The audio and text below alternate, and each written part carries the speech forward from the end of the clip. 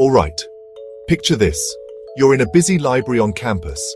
There are only 10 study rooms and you want to snag one before they're gone. What happens? You head to the front desk, ask if a room's available, and if there's one free, the librarian hands you the key. If not, you wait patiently until someone checks out. Simple, right?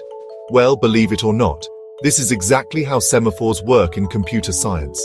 Semaphores are like those clever librarians, keeping track of how many resources, like rooms, printers, or even login slots, are available, and making sure everyone plays fair in a world full of impatient processes. Let's break it down. A semaphore is just a value, a count of how many resources are free. If you want to use a resource, you P the semaphore, which means you try to decrement the count by 1. If the count's already 0, you gotta wait. Once you're done, you V it, incrementing the count and freeing up that resource for someone else. In our library, P is taking a room key, V is returning it to the desk. There are two main types: counting semaphores, which track multiple resources, and binary semaphores, which are basically on-off switches. Think restroom occupied sign. But here's a twist. Semaphores keep track of how many resources are free, not which ones. So if you need to know exactly which study room is available, you'll need a bit of extra logic. Also, if students get sneaky, say, take a key and never return it, or try to use a room without asking, you're looking at chaos. Same goes for code.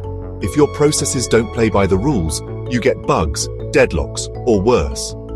Now, semaphores are everywhere. In login systems, they limit how many users can be active at once. In classic problems like producer-consumer, semaphores make sure the queue doesn't overflow or underflow as data is swapped between threads. They're fundamental for keeping your code from stepping on its own toes in a multi-threaded world. But don't get semaphores confused with mutexes. While they look similar, mutexes are stricter. You lock it, you unlock it. Semaphores are more like a lending library. As long as you follow the rules, anyone can acquire or release.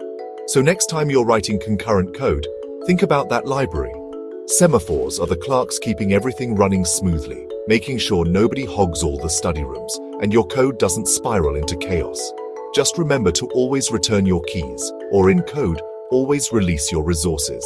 That's how you keep your programs sane, your classmates happy, and your bugs far, far away.